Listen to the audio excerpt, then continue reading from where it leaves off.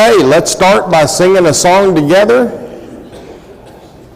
I want you to know, I'll let you know from the beginning, I'm the third team. Chuck was not able to be here, so Ron was going to teach. Ron does not feel well, so you got stuck with the third string, but I'm happy to get to do it. Let's turn to 968, 968. If you don't want to open your book, it's "Oh, They Tell Me of a Home." Oh, they tell me of a home far beyond the skies. Oh, they tell me of a home far away. Oh, they tell me of a home where no storm clouds rise. Oh, they tell me of an unclouded day. Oh, the land of cloudless day. Oh, the land of an unclouded sky. Oh, they tell me of a home where no storm clouds rise. Oh, they tell me of an unclouded day. Oh, they tell me of a home where my friends have gone. Oh, they tell me of that land far away, where the tree of life in eternal bloom and its fragrance through the unclouded day. Oh, the land of cloudless day. Oh, the land of an unclouded sky. Oh, they tell me of a home where no storm clouds rise. Oh, they tell me of an unclouded day. Oh, they tell me that he smiles on his children there, and his smile drives their sorrows away. And they tell me that no tears ever come again in that lovely land of unclouded day. Oh, the land of cloudless day. Oh, the land of an unclouded sky. Oh, they tell me of a home where no storm clouds rise. Oh, they tell me of an unclouded day. I love that song too. I love so many of them.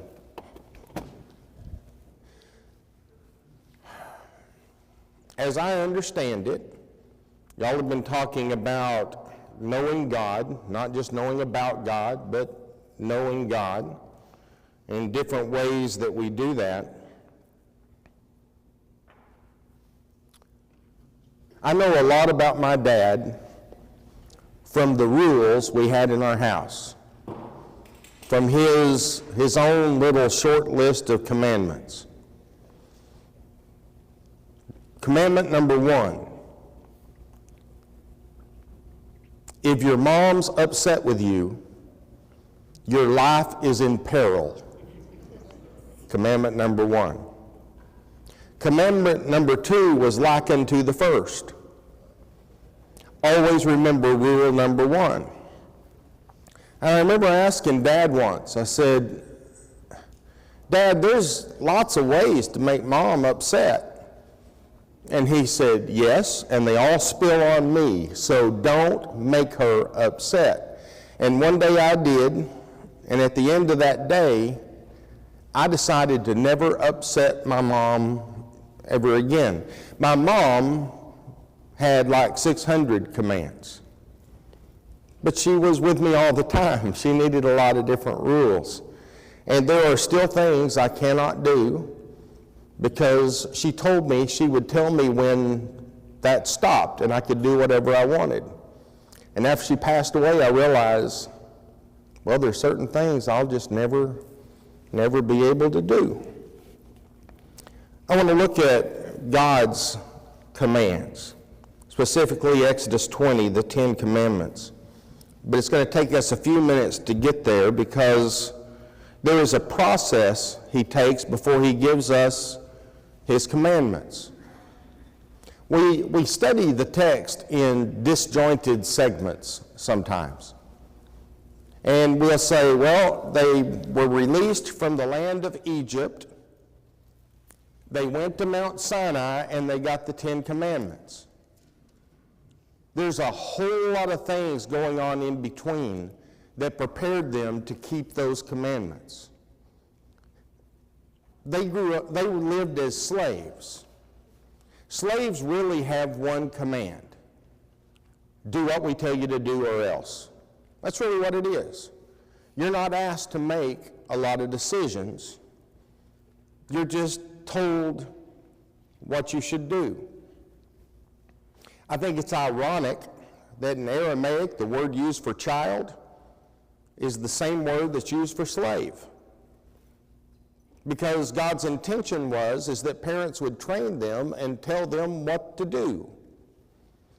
And my sons, they still don't like that fact. They still don't like that translation, which makes me talk about it all the more. The Hebrew nation, the Jews, had been slaves in Egypt for exactly 430 years. We find this out in Exodus chapter 12, verse 40 and verse 41, where it says, the time that the people of Israel lived in Egypt was 430 years. At the end of 430 years, on that very day, all the hosts of the Lord went out from the land of Egypt. I was talking to this guy the other day, and he just mentioned the fact, and it's said a lot. Well, you know, the children of Israel, when they were enslaved for 400 years, and I would go, well, yeah, sort of. And I said, actually, 430 years to the day.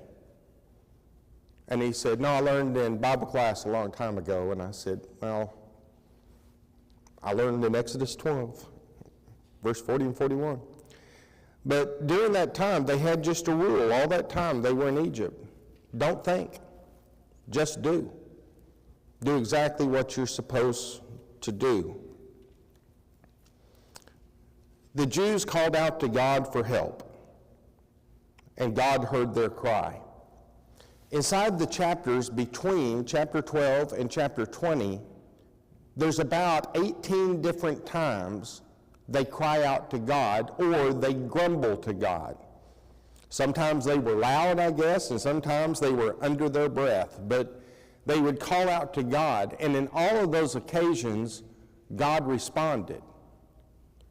Even when they were grumbling and mumbling, God said, okay, I hear you. You don't like the way that water tastes. I'll fix it. He was preparing them to be loyal to Him. He was preparing them to know that they had to depend 100% on Him. He was teaching them, saying, if you'll just do what I tell you to do, I will take care of all your needs. Going back to the Aramaic on raising children, there was an old saying that said, the parent tells wisdom, the child must do wisdom. Again, the parents were in charge. You ever been to a store and seen a kid in charge as his mom pushes him up and down the aisle? That's disconcerting to me. That's the opposite of what's supposed to happen. There should not be a child dare to speak that way to a parent. That was a principle the whole Jewish religion was based on. The Jews cried out for help. God hears their cries. God gave them a leader, Moses, someone born and raised, and even taken away for a while to be trained to lead the people out of Egypt. There was a spokesman, Aaron, the brother of Moses. He would be the spokesman, and his children from that time on would be the priest that would be doing the work of ministering in God's house. And then Moses chose for himself a very special servant, one that would eventually take his place, lead them in the promised land, Joshua. God sent 10 plagues on Egypt. These 10 plagues all targeted the 10 major gods of the Egyptian culture. They had a frog god, so there were frogs. They had the god of blood, there was blood. They had the god of darkness, so there was darkness. He just took their 10 gods and slapped them all down. And he said, you think these are better than me? I will show you who truly is number one. But he wasn't just showing the Egyptians these things. He was teaching his people, I am the only God. If you think any of these are gods, you're wrong. That's going to be commandment number 1. He says those 10 plagues, the people released them to go away. In Exodus 12, 33 through 36, it says, the Egyptians were urgent with the people to send them out of the land in haste, for they said, we shall all be dead. So the people took their dough before it was leavened, their kneading bowls being bound up in the cloaks on their shoulders. The people of Israel had also done as Moses had told them, for they had asked the Egyptians for silver and gold jewelry and for clothing.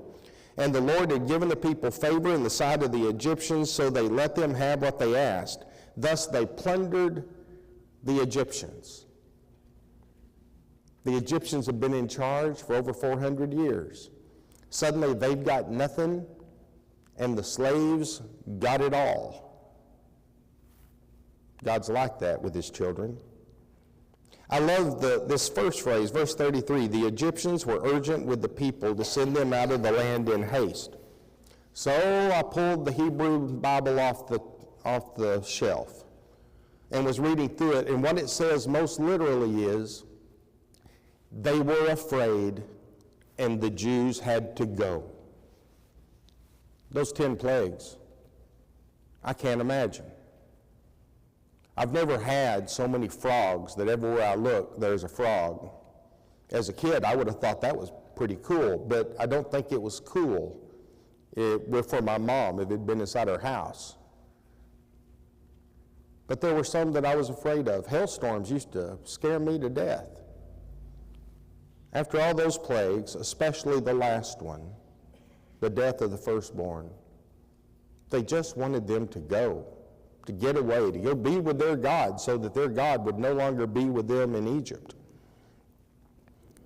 The nation of Israel was a large body of people, and they had lots of possessions now, and they had livestock. In Exodus 12, 37 through 39, it says, and the people of Israel journeyed from Ramesses to Succoth, about 600,000 men on foot, besides all of the women and children. A mixed multitude also went up with them, and very much livestock, both flocks and herds, and they baked unleavened cakes of the dough that they had brought out of Egypt, for it was not leavened because they were thrust out of Egypt and could not wait, nor had they prepared any provisions for themselves. We still eat unleavened bread as a church family today. Began back at this time. But there were 600,000 men, with all the women, with all the children. It says there was a mixed multitude. We find out later that there were Egyptians that also went with them. Their world was devastated, and they now believe that there was a God bigger than their 10 gods. So this giant group goes out. God's going to lead them to Mount Sinai, a large mountain in the middle of nowhere. He uses a big cloud by day, and he uses a pillar of fire by night. And he leads them across the wilderness. That was not only a reminder saying, come this way, it was a reminder of, I lead the way, right? He's leading them. They aren't making decisions. They're just following the cloud. They're following the fire as they're going from place to place. And God's teaching them, there is no other God. There is no one else here for you except for me.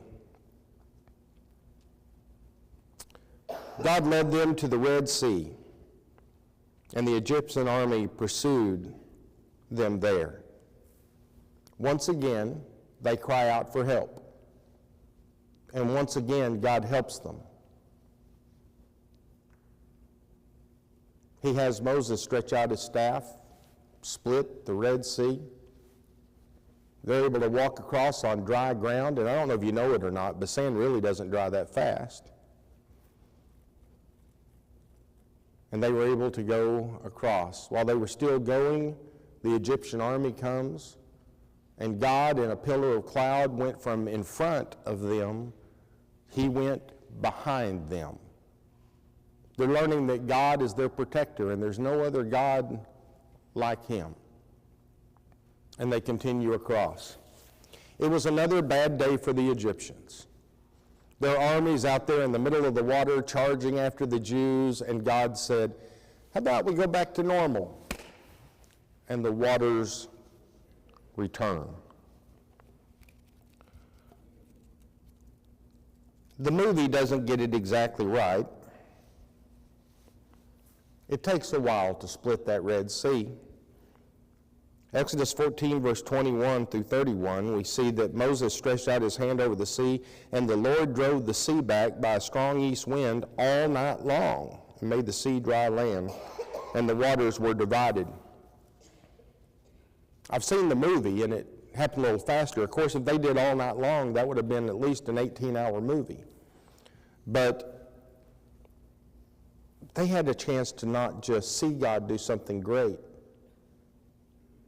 It was a long lesson they learned.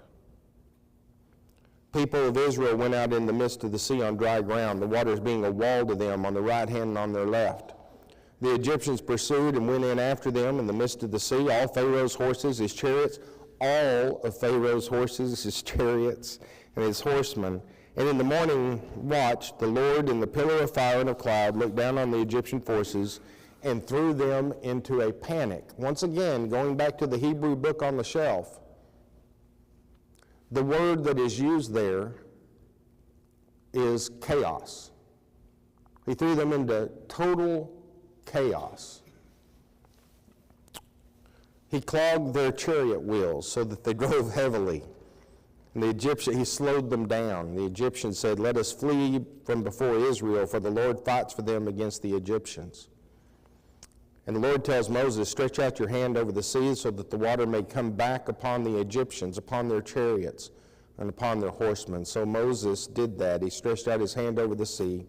The sea returned to its normal course when the morning appeared. And the Egyptians fled into it, and they were thrown into the midst of the sea. All the chariots, all the horsemen, all the host of Pharaoh that had followed them into the sea, not one of them remained. But the people of Israel walked on dry ground through the sea, the waters being a wall to them on their right and on their left. And that very day, the Lord saved Israel from the hand of the Egyptians. And Israel saw the Egyptians dead on the seashore.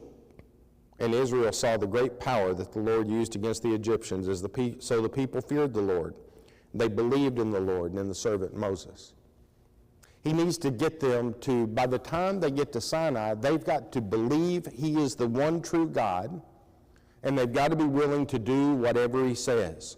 There's a reason why Moses had to stretch his staff out, because God said, if you'll stretch your staff out, I'll take care of this for you. But he always asked them to do something. He's teaching them, preparing them for the 10 Commandments. They cried out in fear, and God fought for them. One of the most gracious things I've ever seen in Scripture is that cloudy pillar being in front, and when the Egyptian army gets closer, it just slowly goes and moves, and it stands between God's people and the enemy.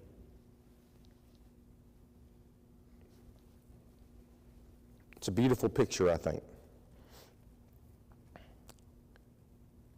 They go out across the wilderness. This wilderness was a desert wilderness. Would have been tough going. They became thirsty, so God led them to water. Well, they didn't like the taste of the water because it was bitter. God heard their cry and gave them clear, sweet water. Exodus 15, beginning in verse 22, says, Then Moses made Israel set out for the Red Sea. Then they went into the wilderness of Shur. They went 3 days in the wilderness and found no water. When they came to Marah, they could not drink the water of Marah because it was bitter. Therefore it was named Marah. Marah is the Hebrew word for bitter. And the people grumbled against Moses, saying, What shall we drink? And he cried to the Lord, and the Lord showed him a log, and he threw it into the water, and the water became sweet. There the Lord made for them a statute and a rule. And there he tested them, saying, If you will diligently listen to the voice of the Lord your God, and do that which is right in his own eyes, give ear to his commandments, keep all of his statutes, I will put none of the diseases on you that I put on the Egyptians. For I am the Lord your healer. Literally, Yahweh Rapha. I am the one who will continually heal you. But you notice the Ten Commandments weren't actually the first command. The first command was, if you will listen to my voice and do what I say, all of what I say, I will continually heal you. He's teaching them before he gives them commandments, because he's a good God that wants his people to be able to do those things. We see that God hears them, God helps them. They grumble, he says, okay, I'll help you. I don't know that my boys were unique in the fact that sometimes they grumbled about things. They really didn't verbally rebel very often at all. But grumbling, yeah, it's all right. It was okay. The parents sitting in the front part of the car, we grumbled at them as well. But the children of Israel had nothing. They didn't know how to do many things, except make bricks and things like that. When God hears them, he rushes to help them. They became hungry, so in Exodus 16, God gives them manna every morning. And then later, after he heard their grumbling and helped them, when they grumbled about only having manna, God sent in a huge amount of quail every evening. It literally says, they ate so much manna and they had so much quail that it began to come from their nose. They were filled. They said, we're hungry. He said, here's manna. Do you know what manna means? It means, what is this stuff? They went out and said, what is this stuff? And he said, eat it. And they ate it. They got to where they didn't just want bread. So they said, oh, we just have bread. And he says, you want quail? Have you ever eaten quail? You know, that's a pretty good thing. They had so much quail, they couldn't stand it anymore. God is listening to them, and God is helping them if they will continue to do what he says. This whole thing is not about water, bread, and quail. It's about knowing that God will care for you if you do what he says. He's preparing them. When they finally get to Mount Sinai in Exodus 19, God brings a huge cloud and has it sit on Mount Sinai. God sends lightning and thunder from the mountain. They need to know, this is where I am. I'm right up here. Remember the cloud that you followed every day? Now I'm up here on top of the mountain, and I have power. When they saw the lightning and thunder, they thought, the plagues are coming home, and were afraid. So they said, Moses, you go up there. You go talk to him. Moses goes up to talk to God. God's going to give them 613 laws to follow, eventually. But he'll start with 10 that summarize the 613 laws. I'm sort of grateful for that. If I woke up tomorrow and the Bible said, Chris, here's the 613 things you must do continually, I'd feel a little overwhelmed. But if he said, but I did break it down into a few things for you, I think I could handle that. He took those 613 laws and he summarized them before he ever gave one of them into 10 commandments that they must follow, and if they would follow, he would take care of them. Matthew 10:25 says, in this life, it is enough for you to follow Jesus, your teacher. New Testament's even more simple. We are told to love the Lord our God with all our heart, soul, mind, and strength. That's what the Israelites were taught as well.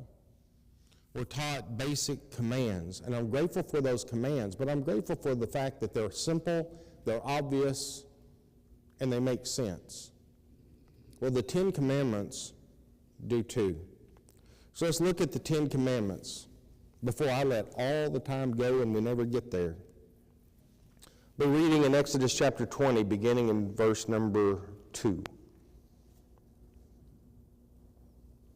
The Lord God says, I am the Lord your God who brought you out of the land of Egypt, out of the house of slavery. You need to know who I am. He says, you shall have no other gods before me. You shall not make for yourself a carved image or any likeness of anything that is heaven above or that is in the earth beneath or that's in the water under the earth. You shall not bow down to them or serve them, for I, the Lord, your God, am a jealous God, visiting the iniquity of the fathers on the children to the third and fourth generation of those who hate me, but showing steadfast love to the thousands of those who love me and keep my commandments. You shall not take the name of the Lord your God in vain, for the Lord will not hold him guiltless, he who takes his name in vain. Remember the Sabbath day and keep it holy. 6 days you shall labor and do all your work, but the seventh day is a Sabbath to the Lord your God. On it you shall not do any work, you or your son or your daughter, your male servant or your female servant, or your livestock, or the sojourner who's within your gates. I always think about how I would keep my pigs from doing work, because even the animals couldn't do work. For in 6 days the Lord made heaven and earth, the sea, and all that's in them, and he rested on the seventh. Therefore the Lord blessed the Sabbath day, and he made it a holy day. Honor your father and your mother, that your days may be long in the land that your Lord your God is giving you. You shall not murder. You shall not commit adultery. You shall not steal. You shall not bear false witness against your neighbor. You shall not covet your neighbor's house. You shall not covet your neighbor's wife. Shall not covet the male servant of your neighbor, or his female servant, or his ox, or his donkey, or anything that is your neighbor's. Let's look at these quickly, and I'm going to put them more into an easier language so we can understand them even better. But they're really simple commands, understandable commands. He takes these former slaves. He takes them on a long journey so that he can teach them. If you have needs, I'll fill them. If something attacks you, I will help you. And if you will just do what I tell you to do, I'll take care of everything. Isn't it amazing how in their history they so many times just would not do what God told them to do, and then they would get in all sorts of trouble? But isn't it amazing that we do that as well? Jesus said, if you love me, you will keep my commandments. He said his commandments are not burdensome. We have to keep those.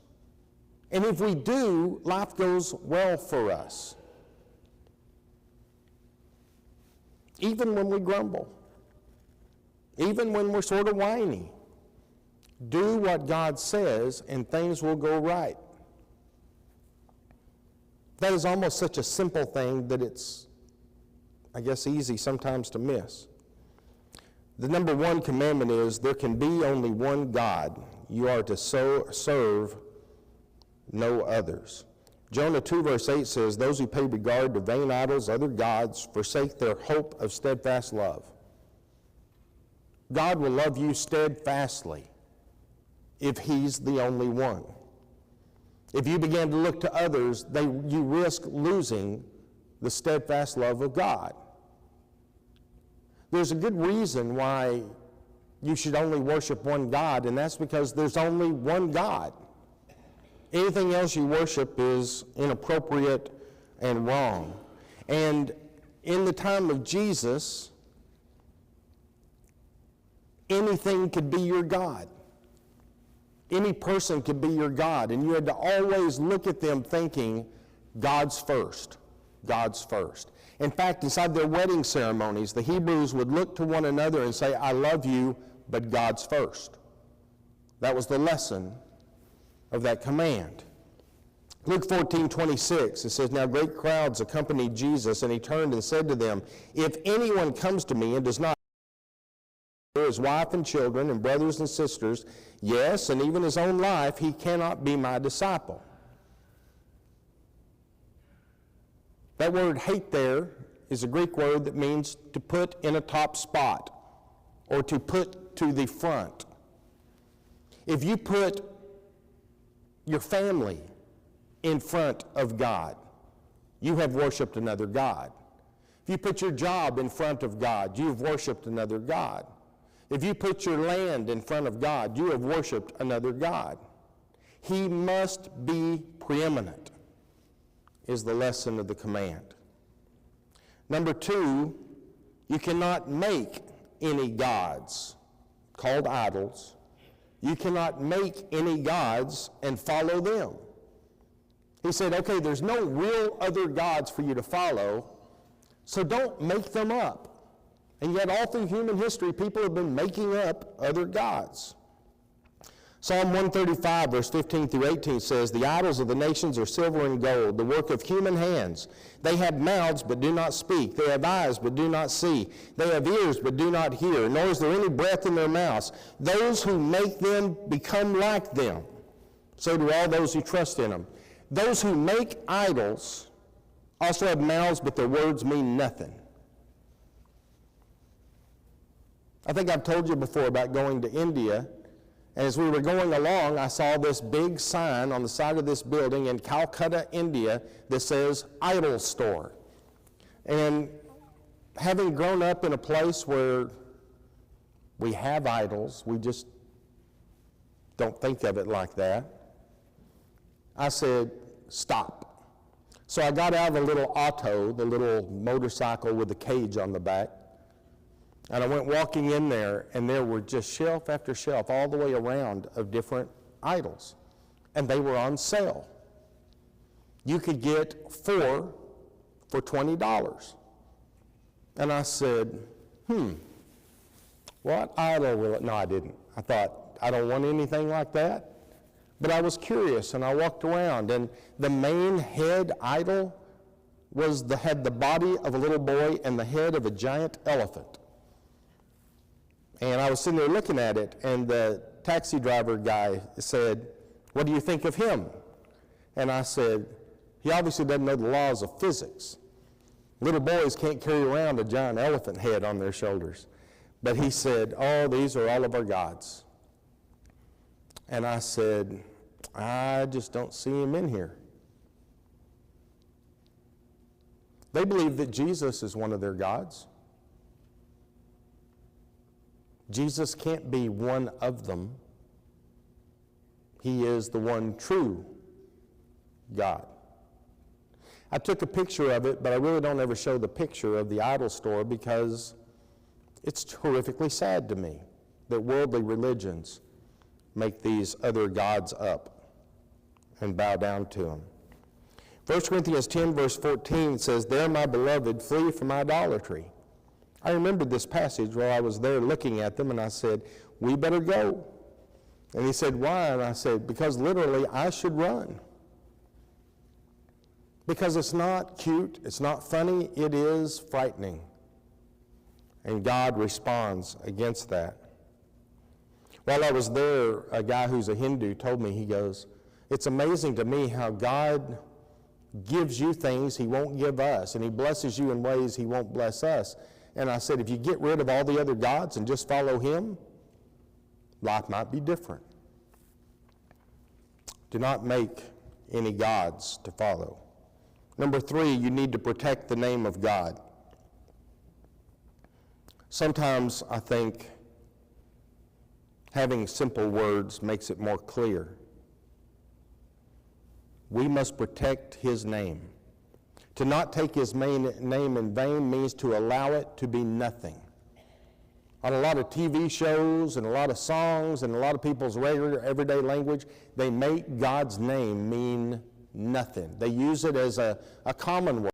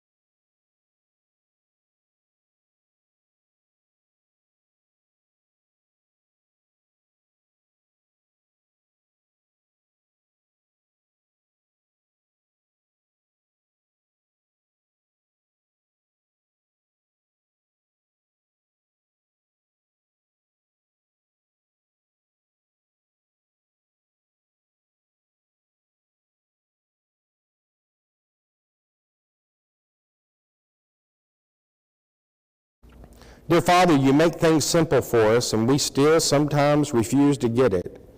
We have to work to not understand your simple truth. Help us just to see what you say and do what you say. That was your command to the children coming out of Egypt. It's your command to us coming out of this dark world. Trust in me. Tell me what you want. Follow me. Keep my commandments, and I will be with you. Help us to do that, because it's so important. In Jesus' name we pray. Amen.